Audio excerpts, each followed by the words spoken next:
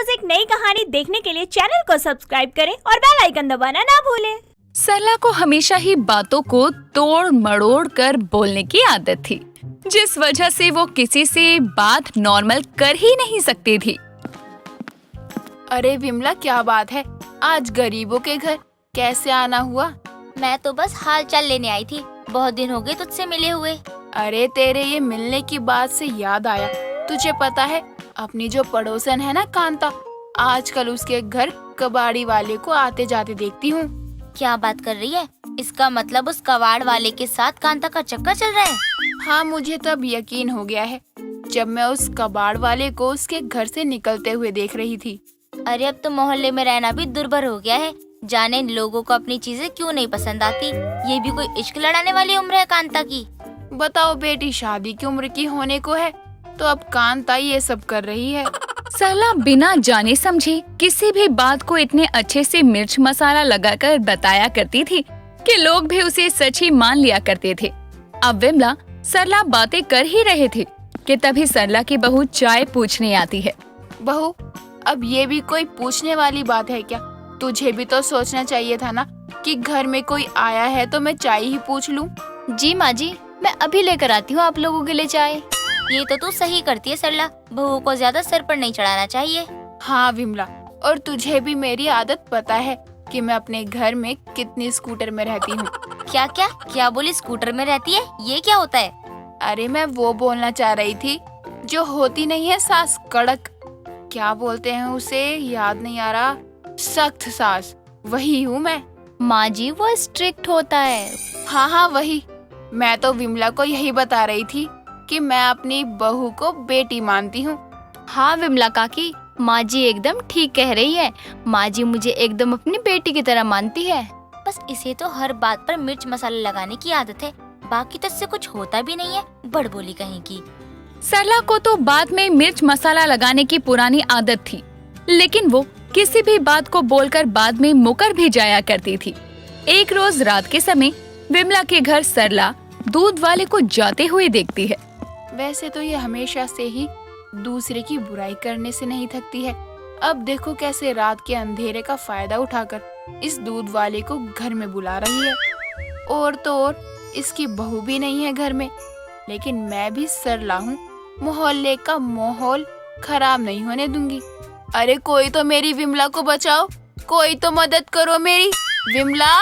अरे ये तो सरला की आवाज है, लगता है वो मुझे मदद के लिए बुला रही है। लेकिन हुआ क्या है? मैं अभी आती हूँ भाई साहब। विमला मेरी पड़ोसन, तो ठीक तो है ना? विमला तू आज इतनी बड़ी मुसीबत से बचकर आई है, कहाँ है वो दूध वाला? अरे भला मुझ पर कौन सी मुसीबत आ गई? मुझे तो कुछ समझ नहीं आ रहा है। देखा ना मोहल्ले वालों, जिससे हम इतने समय से दूध लेते आए हैं वो विमला के घर से निकल रहा है। कल को ये किसी के घर में भी घुस सकता है। अरे सरला, ये सब तू क्या कह रही है? तुझे पता भी है वो दूध वाला तो बस उधार के पैसे लेने आया था। अब तो सच बोल दे, तू पकड़ी गई है विमला, तू पकड़ी गई है। मुझे पता है तेरा उस दूध वाले का जो कुछ भी चल रहा है। मेरा और विमला का चक्कर चल रहा है और मुझे ही नहीं पता। ये तो विमला ने बड़ी ही नाइंसाफी की है। तू ये सब क्या बोले जा रही है? तुझे लगता है दौरे पड़े हुए हैं? मैंने तो पहले दूध वाले को घर इसलिए बुलाया था क्योंकि मुझे दूध का हिसाब करना था। बताओ विमला बहन, ये उम्मीद तो हमें भी नहीं थी, और ये दूध वाला कल से हमारे मोहल्ले में आए तो सब मिलकर इसके हाथ पैर तोड़ दो। अरे जब बदनाम ही हो रहा हूँ तो एक बार, बस एक बार अपनी विमला से तो मिल लूं। सरला, तुझसे ये उम्मीद नहीं थी, तू इतना बड़ा तमाशा करेगी। अब सरला तो विमला को बिना सोचे समझे सबके सामने बदनाम कर देती है और अपनी मिर्च मसाले वाली बातों से लोगों को इकट्ठा करती है, जिससे सभी को लगता है कि सच में विमला और उस दूध वाले का चक्कर चल रहा है। माँ जी, ये आपने क्या किया? मैं तो छत से सब देख रही थी। अरे बहू चुप करना, मुझे भी बाद में पता चला, लेकिन तब तक तो लोग मेरी बातों पर यकीन कर चुके थे। माँ जी, आपने विमला आंटी के साथ बिल्कुल भी सही नहीं किया। आपको बातों पर मिर्च मसाला लगाकर बोलने की आदत से आज विमला आंटी भरे मोहल्ले में बदनाम हुई है। बाकी देख लेना, वो आपसे अब बात तक नहीं करेगी। अरे कल जाकर मना लूंगी, तू चिंता ना कर। और बता, खाने में क्या बनाया है तूने? कितनी आसानी से कह रही है, खाना क्या बना है? दूसरा हो तो उसके गले से पानी न उतरे। अब नेहा भी अपनी सास को खाना देती है और सरला भी बड़े ही आराम से खाना खाती है। और अब अगली सुबह अरे सुबह के 10 बजने को आए हैं, लेकिन विमला आज आई नहीं। लगता है मुझसे नाराज है, वरना इतना तो देखने आ ही जाती है इस समय कि मैं जिंदा भी हूँ या मर गई। माँ जी, वो आपसे नाराज तो बहुत होंगी। आप ही उनकी एक लौती दोस्त हैं जिनसे वो इतनी बातें करती हैं। बहू तो घर का काम निपटा, मैं अभी आती हूँ विमला से मिलकर। इतना कहने के बाद सरला विमला के घर पहुंचती है तो देखती है कि विमला घर का काम करने में लगी हुई है। अरे विमला, तू कैसी है? लगता है रात वाली बात से तू मुझसे अभी तक नाराज है। देख, मुझे नहीं पता था कि वो दूध वाला तेरे घर क्यों आया था। अरे विमला, मान भी जा। देख, मैं तुझे ही मनाने आई हूँ।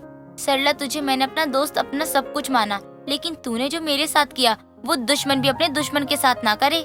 अच्छा, माफ कर दे। अब से हम दोनों मिलकर किया करेंगे बातों पर मिर्च मसाला लगाने वाला काम। तो चलना, देर किस बात की है? अभी अभी मैंने कांता के घर कबाड़ वाले को जाते देखा है। ये हुई ना बात। अब तो तूने पुरपुर कर ही दिया कि तू अपनी है। अरे मैंने कब पुरपुर किया? मैंने तो सुबह से कुछ खाया भी नहीं है। अरे मैं वो नहीं कह रही हूँ। मेरे शब्दों पर ना जाया कर, जज्बातों को समझा करना।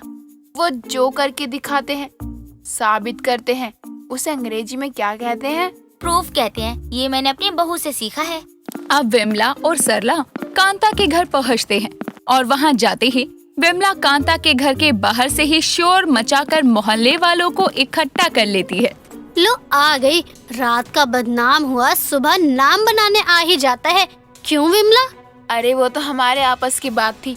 अब किसकी बदनामी होगी वो सारा मोहल्ला देखेगा। कहाँ है वो कबाड़ वाला? निकाल उसे। देख रहे हो ना मोहल्ले वालों, कैसे कांता मोहल्ले को खराब कर रही है।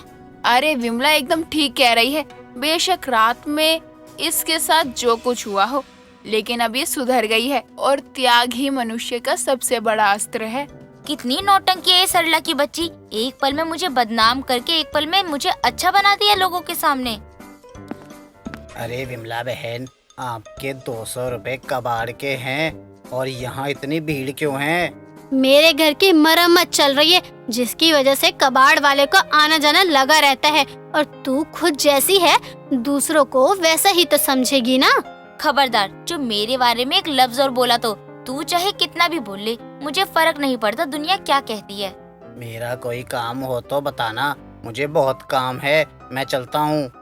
मोहल्ले वाले भी सरला और विमला के इस तमाशे से परेशान हो चुके थे और उधर कबाड़ वाले के जाने के बाद ही कांता भी अपने घर में चली जाती है और विमला और सरला एक दूसरे का मुंह देखते रह जाते हैं, क्योंकि उनके मोहल्ले वाले भी अब इनकी आदतों से वाकिफ हो चुके थे कि वो दोनों की बातों को सीरियस लेना ही छोड़ देती हैं।